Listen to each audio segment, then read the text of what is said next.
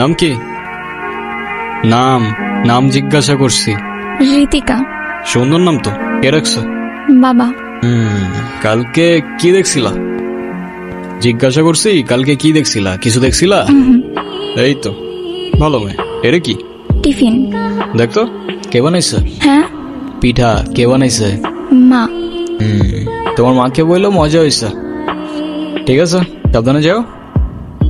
রাস্তায় কেউ ডিস্টার্ব করলে আমার জানাও কিন্তু, ঠিক আছে? চল। ভালো মেয়ে ভাই, ভালো মেয়ে মানে গো তোমার লাগে। দূর। মা আমি গেলাম। দাঁড়া, টিফিনটা ল। সাবধানে যাইস। আজকে ক্লাসে যা অবস্থা ছিল। কেন? কিছুই বুঝিনি। ঋতিকা এদিকে আসো। কি আনছো আজকে? এই প্রতিদিন তো পিঠা খাইতে ভালো লাগে না, তোর ভালো লাগে? হ্যাঁ ভাই। শোনো, তোমার মাকে বলবা আলুর পরোটা বানাই দিতে, ঠিক আছে? আচ্ছা। ঠিক আছে, যাও। আপনার নাম কি? আলতাফ। দেখেন, আপনি প্রতিদিন আমার পিছু করেন, আমার এটা খুব খারাপ লাগে। প্লিজ এটা আর করেন না, আমার বাবা জানলে আমার অনেক প্রবলেম হবে। এ নাও, প্যারা নিও না, পিছু করবো না আর। বাটিটা ভারী কেন? আচ্ছা যা, বাই বাই। হাওয়া ছাড়ছে কে? ধরে নিয়ে আয় তো। কিরে, হাওয়া ছাড়ছিস তুই? কি জিজ্ঞাসা করি তোরে? হাওয়া ছাড়ছিস তুই? হ্যাঁ ভাই। আচ্ছা আচ্ছা, কেন ছাড়ছিস? এমনি। আচ্ছা এদিকে আয়।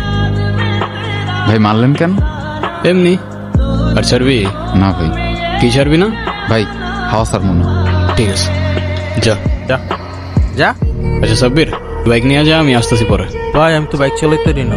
আরে তো ঠেলা ঠেলা নিয়ে যা। আপনি মানুষটা কিন্তু খারাপ না। আচ্ছা, তো হঠাৎ এটা কেন মনে হলো তোমার? জানি না, কিন্তু আপনি এসব কেন করেন? এইসব কোন সব? এই যে আপনি রাস্তাঘাটে মারামারি করেন, আপনার বাবা মা বকে না? ভালো বলছো, এভাবে তো কখনো ভেবেও দেখি নাই। না, ওকে না, ওকার মতো কেউ নাই তো। কেন? আপনার বাবা মা কই? যাই না, কখনো দেখিও নাই। তাদের ইতিহাস আমার কাছে হিস্টোরি বইয়ের মতো, সালা মাথায় ঢোকে না। সরি। আরে তুমি কেন সরি বলতেছো? যারা ফেলে রেখে গেছে তারাই তো সরি বললো না। আচ্ছা, এই কয়েকদিন মিস করছো আমাকে? যদি বলি হ্যাঁ, তাহলে বলবো আমি আগেই জানতাম। আর যদি বলি না, তাহলে বলবো তুমি মিথ্যা বলতেছো। ওই তো সামনে আমার বাসা। আমি সাথে গেলে সমস্যা? সমস্যা না তো, আমার আব্বু দেখলে খবর আছে। আচ্ছা, সাবধানে যাও।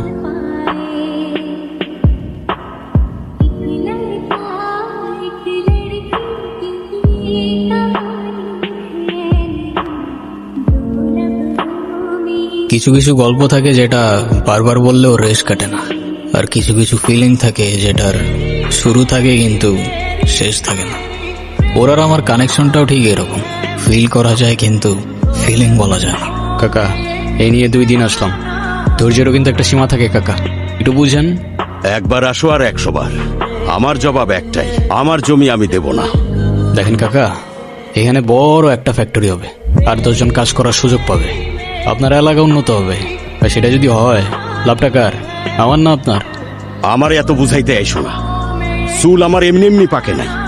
হায় রে কাকা, দেখেন ভদ্রভাবে বলতেছি, কারণ আজকাল একটু ভদ্র হওয়ার চেষ্টা করতেছি, নাহলে ছেলে কিন্তু একটাও আমরা খুব ভদ্র না কাকা।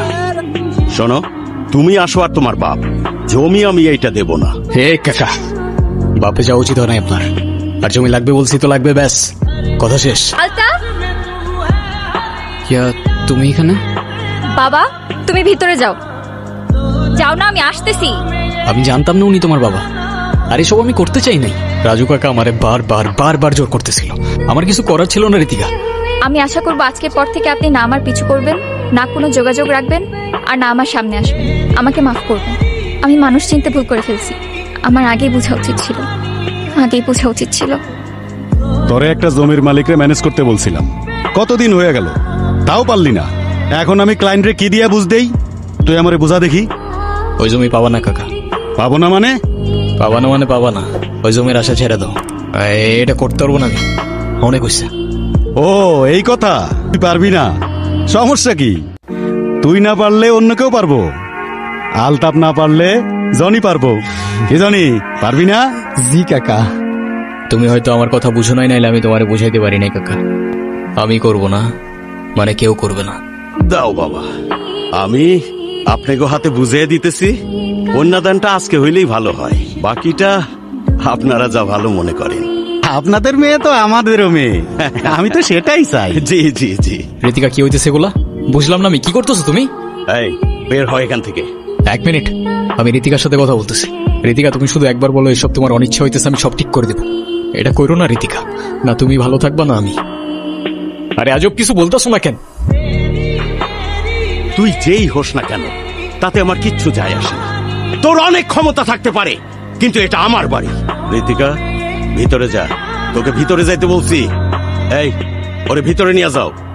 তোরে যেন আমার সামনে আর না দেখি। যা, বের হ, যা, বের হ।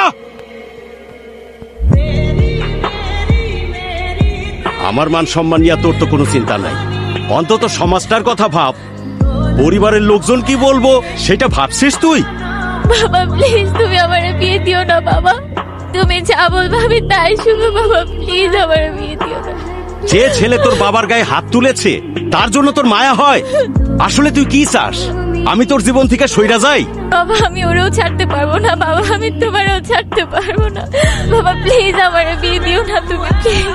তুই এখন আবেগের মধ্যে আসোস, ভালো মন্দ এখনো বোঝার তোর বয়স হয় নাই। বিয়েটা হোক, তখন একাই সব সামলে নিতে পারবি। বাবা বাবা প্লিজ।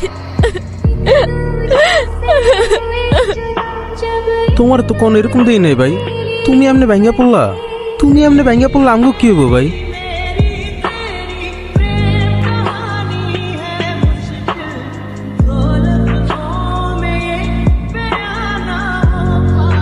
আর সবকিছু মিথ্যা হইতে পারে, কিন্তু মায়া মিথ্যা হয় না। আর এই মায়াগুলা মিথ্যা ছিল না ঋতিকা।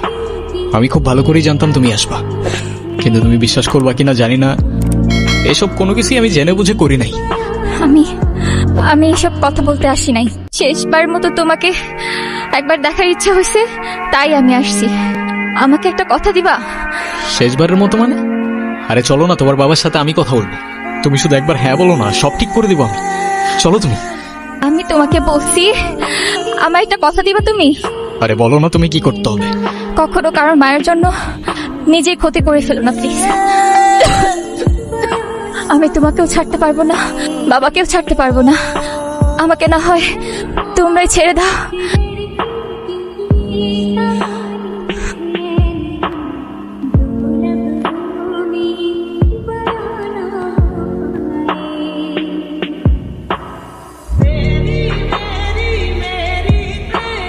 মা বাপ রেখে চলে গেল, কষ্ট হয়নি। সাথের মানুষগুলোও ছেড়ে চলে গেল, কিচ্ছু মনে হয় নাই।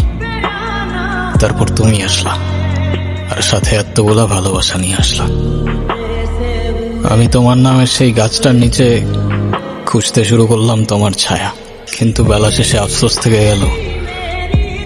না বুঝলাম তোমার অভিমান, আর না বুঝলাম মায়া।